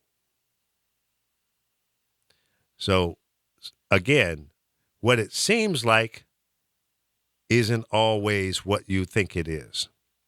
Behind the scenes is a whole different perspective, whole different reality. So I'm going to have Al Bell on one day and have Al talk about that. We've had Gus Redmond, and I'm going to have Gus come back as well. And one day, maybe I'll do a series of shows of inside the music business and inside the radio business, a couple of series, because I want people to understand. You know, I'm still passionate about broadcasting. That's why I come in here every day. I'm not making money doing this. I do it because I love it. I have a passion for it. I want to share information. I want to entertain. I'm still a kid at heart. I understand why Michael Jackson was the way he was. He lived in a bubble. He never grew up. And I'm kind of like that. I live in a bubble, a radio bubble, a media bubble. I knew at 12 years old what I wanted to do for the rest of my life. Most kids at 25 are still searching. And I don't understand that, but we're all different. I knew what I wanted to do before I even had real exposure to it. I was fascinated by this General Electric radio sitting in my mother's kitchen.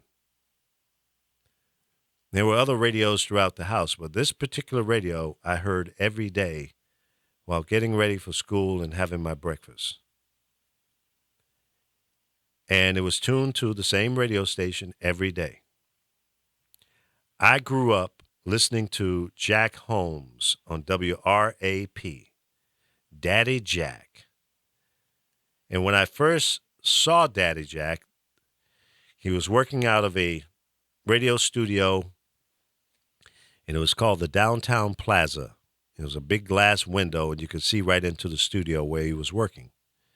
And Daddy Jack was sitting there playing records, 45s, 2 turntables in there, with a big old console with big knobs on it, and this big RCA microphone hanging down in front of him. I was mentally destroyed for the rest of my life. I went, wow, that is so cool. Look at this dude, the guy.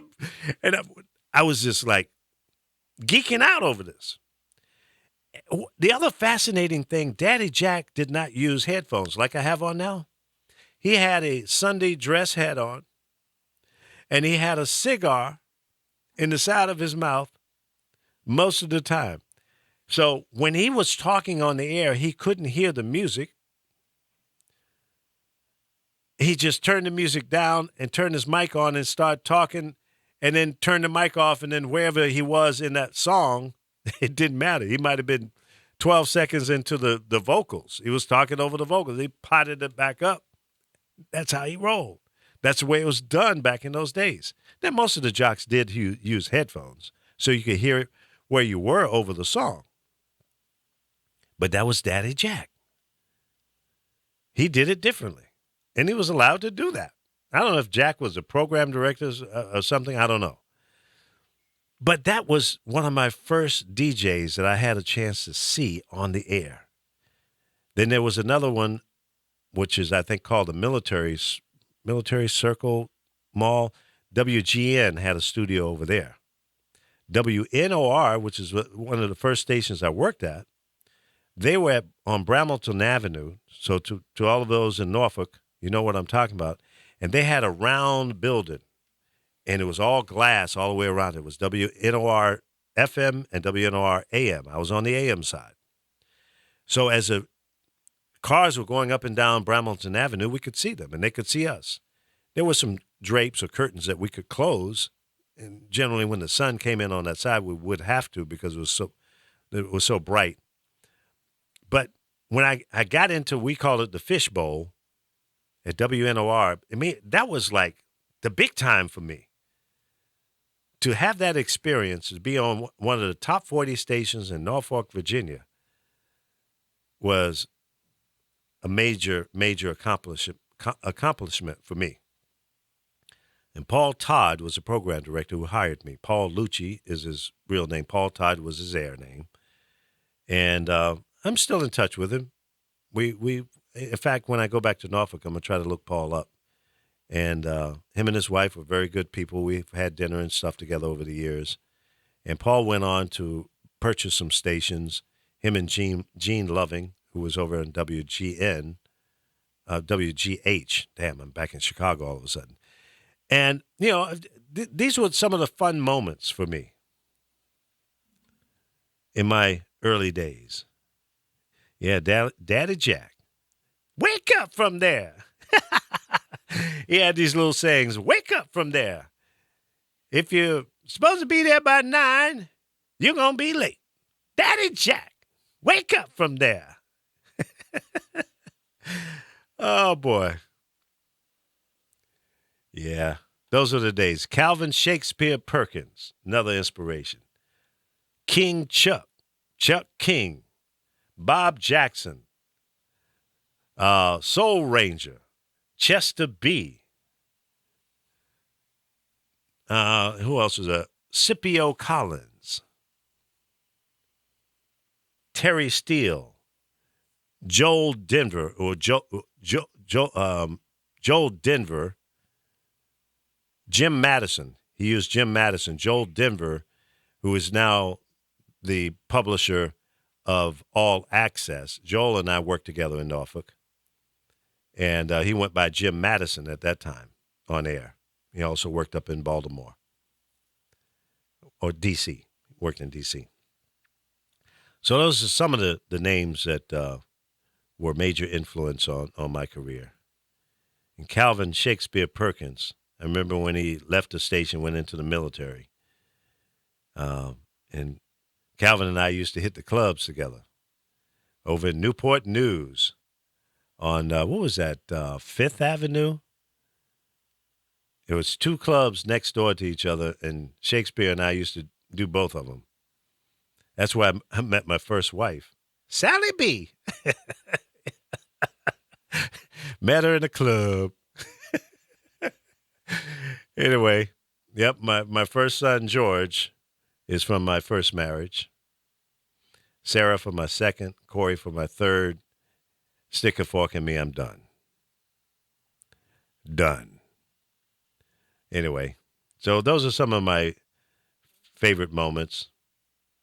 And here we are, 52 years later from the beginning. I'm still doing it because I love it.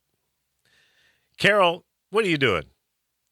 Are you sleeping in today? Carol didn't show up. Chris didn't show up. Oh, well, there's Chris. Wait a minute. Let me bring Chris up. I didn't know he was there. How long you been there? I just got here. Oh, okay. Good. I don't feel so bad. No, I wasn't going to call in because, I'm kind of sick. And I wasn't feeling well this morning. But, man, well. You've been kind of sick for a long time. I've been sick in the mind since boys. Well, good. Thanks for checking in. I told you I would check on you later, but yeah. Yeah. What's up? But I'm looking and watching you talk about radio, man. And so I felt compelled to chime in and be a part of the show because I pulled you in, didn't I? Yeah, you did. See, radio does it. That's a no-brainer. You're a real radio guy. That's why. Oh, yeah, exactly. You can't that's our lives. You can't sit by here an old geezer sitting there talking about radio stories and not want to be a part of it. You got to chime in. Oh, you're right. Yeah. And depending who you run into, to see if I was to leave the mic right now, I'd be the old geezer. So, it passes down, Right. Yeah, Darius at Military Circle Mall. That's where they had a studio, and then WNOR had a portable studio. It was like a glass box on wheels, and we used to go out and do remote broadcasts from that. Man, I was scared to death to do that. I was the only brother on an all-white station. It was bad enough sitting in that glass round studio on Bramilton Avenue. And I did get some death threats. I did. We used to call up and say, N-word, get off the radio. This is our station. Jeez. But I didn't let that bother me. Oh, of course not. I just turned the volume up and rock and roll. Man, do your thing, man. Yeah, man. Man, but like I was just thinking, about everything you talked about. And I know we become, close over the years. I think we met through the phone, of course, back in 2008 when you were doing and created USTalkNetwork.com, and That's right. to where we are now. And I never got a chance to really thank you, because I want to thank you from a listener perspective and just in radio, because I listened to BMX, and BMX was just different. From the other station I'm listening to, and look, like I said, and thank you again, because my guy was Doug Banks. Yeah. Doug, Everybody he had wanted a to be heavy Doug. influence on people. Oh, absolutely. Yeah. Everybody wanted to be Doug. The bar was set so high, Yep. Banks and Company. Oh my God. So I was thinking about the time when you went over to GCI, and he was doing morning. I remember he did morning for a year, like an audition, Right. and then got the gig. And there was this I think it was a lawyer branch, a law branch, something, and the Giacomo. The Giacomo was the last name, like 3 names. And so Doug goes on and says, Doug Banks, the Banks and Company sponsored by so-and-so and the Giacomo. You got a lock on my the Giacomo like a pit bull. And that was a line from Kool Moe Dee back in the day. Okay. You got a lock on my jock like a pit bull. And he said, you got a lockamo on my Giacomo like a pit bull. He had a different sense of humor.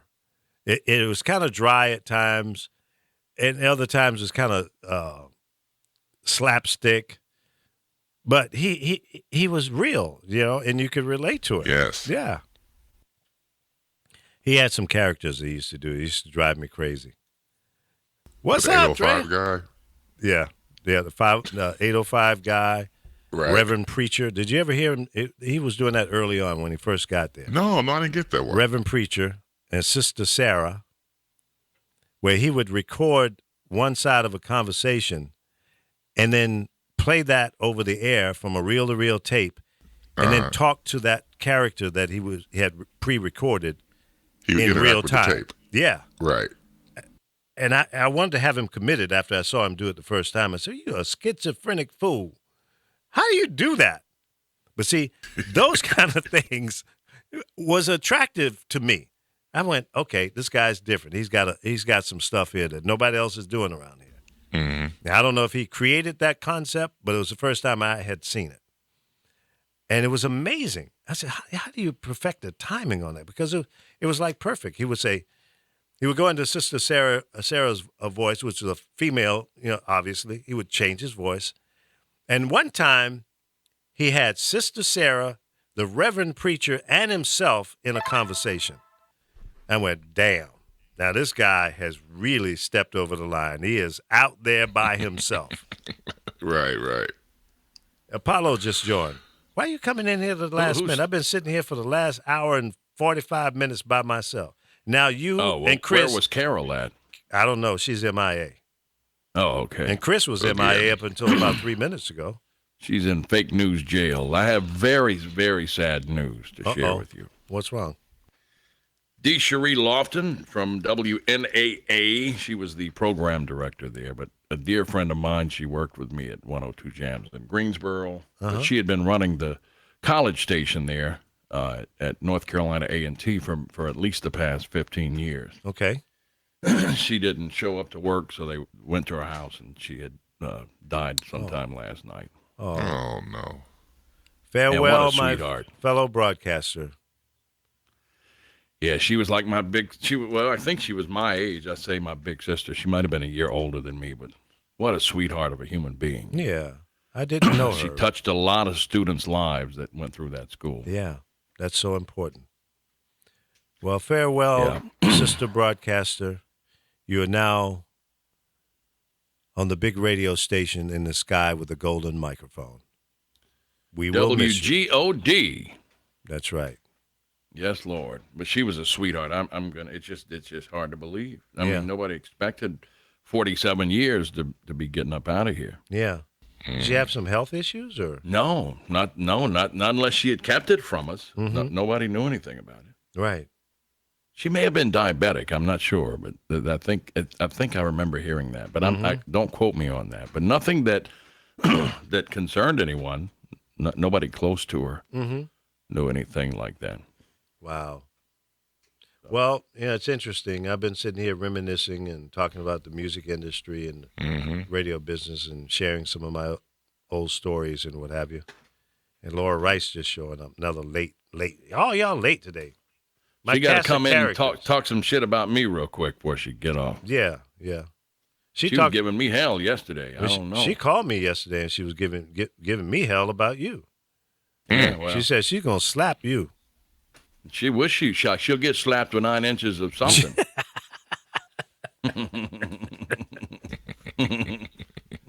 She thinks slap. She'll be making my car note when I'm done with her. Uh-oh. You just put on the pimp hat. Yeah, shit. What does Laura say? Lord. Some of us have to work. Yeah, when was the last time you actually worked, girl? Come on. You know, you're out there fooling them people. I'm sure you and Chris held it down beautifully. Well, Chris just got here about 3 minutes before you. I'm under the weather. I got sick, man. But Lee was talking about all this radio stuff, man. Drew me back in, and I was just letting him know I wanted to thank him for creating WBMX here in Chicago back in the day, because that was the station, man. The Hot Mix 5 and the mixes that came on the weekend, and bringing in Doug Banks, and like I was just regaling, like back in the day. See, if you were on radio here in Chicago, you were a star, just like any other market. Yeah. And I remember listening to it, I was like, man, if I could just be half as good as some of these dudes, man, I could be all right. And I remember, like, for example, we had the Bud Billiken Day Parade annually here in Chicago on the South Side. Yep. And this was when, Doug and Tom Joyner were being the parade. And I remember a friend of mine was telling me he would go for years and see all these guys, from the various floats in the parade. And this one dude, when he saw Tom Joyner, screamed out, "Man, you one bad red N-word."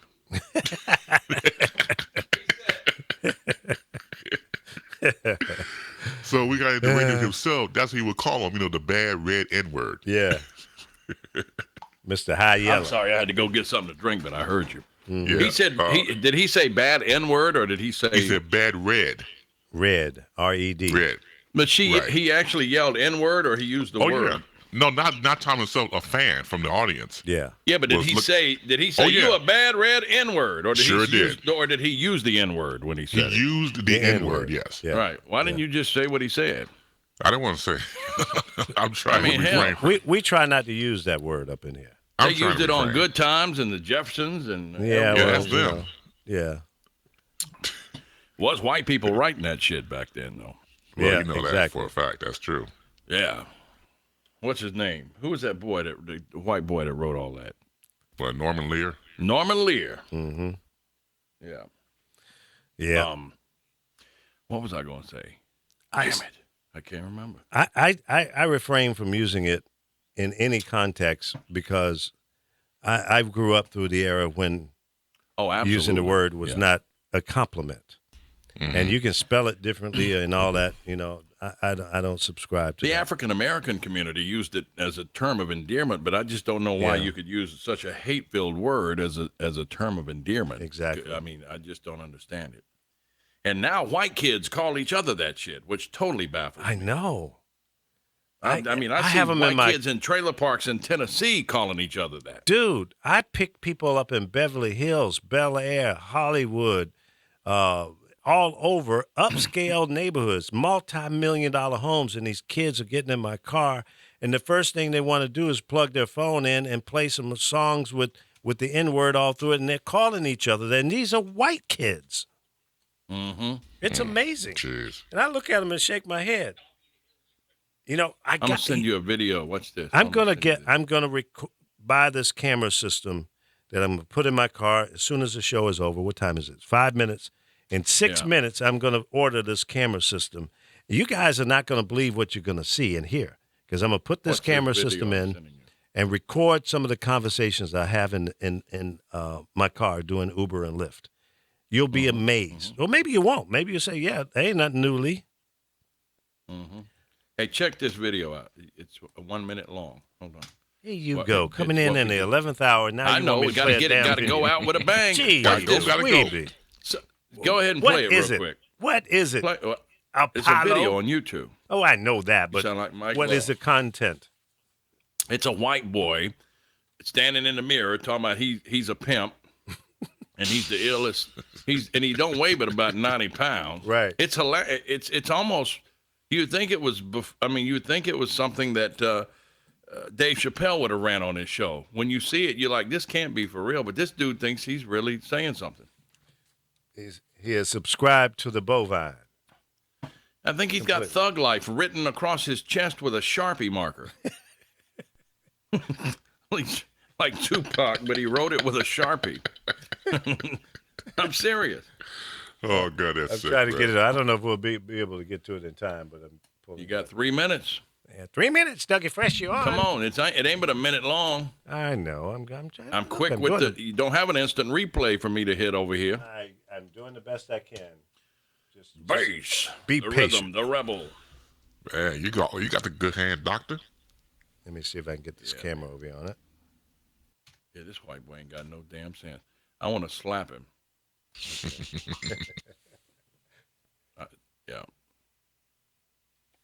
I got white But kid, I'll big be the feet, illest right? crook in the game, nigga. Don't you fuck with me. You gonna get fucked over by a llama. Bang, bang, nigga. Nigga, bang, bang, bang. Nigga, you gonna get fucked, nigga.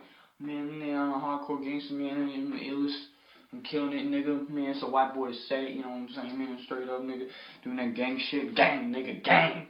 Nigga, gang shit, nigga. That's bang, enough. bang, You bang. ain't got to keep going. I mean, that's foolishness. He's watching too much BET. Yeah, he been watching The Wire or some shit. I don't know what. He's something, man. His father needs his ass kicked. Yeah, really. You're right. He's a Maybe little he don't skinny. have a father. Maybe that's the probably problem. it. Yeah, put a foot in his ass. Does he have pants on? Well, they sagging. He getting his sag on because his pocket swole. You know how my pants sag because my pocket swole. You know how we roll. Oh, Lord. Hey, one of my best friends is a lieutenant with the sheriff's department, and he was on the narcotics task force. And he said, man, we love the fact that they sag their pants. I mean, drug dealers. He's like, because we'll lay in camouflage in the woods, and as soon as they do a deal, we come up. And they can't as soon run. they take 4 steps, they trip. Their pants hit. It's like shackles on their feet, like RJ's latest arrival up in this mouth. That's why I want cops. I want cops no more, man. This is no fun because they take 2 steps and they fall down. Their pants will around their ankles. Yeah. If I was a drug dealer, I'd have track pants on and Carl Lewis's shoes. I wouldn't be in those sagging pants and Timberlands untied. Absolutely. Stupid. Yeah. This is dumber than dumb. Yeah. Anyway, Hey, man. all you I love thugs. you. I only got you for 10 minutes, but I'm a You 10-minute brother that was today. called a quickie broadcast. Yeah, a circle jerk quickie with the 3 Yeah, brothers. all that. All right, folks, we'll see you tomorrow at 10 a.m. Pacific time on thepowervoices.com, YouTube Live, and Facebook. And also download the app for your phone. There is no app. It There's is. no app. I've looked for it. We- I've been on the Google Play Store. There's no Power Voices app. I'll let you know that. Go search for it. You're directing people to a pot of gold and a rainbow. That doesn't Okay, exist. tomorrow morning in the opening of the show, I will walk you through it, you maggot brain, so you can get it. Thank you. Fuck you very much, Lee. I appreciate that. A mind is a terrible thing to waste. Give to the United Negro College Fund. Yeah. We need to help I this sure white need to boy. help. I sure do. That's SHOAL. Show. All right, get out of here. Bye-bye. Holla. All right, peace, you figures. Peace, Love yeah. you more. All right, folks. I don't know what happened. We had a civil show right up to the very end, and then the 2 Live crew came in and changed the direction. Where was the content cop today? Have a peaceful day. Tell somebody you love them. Bye-bye.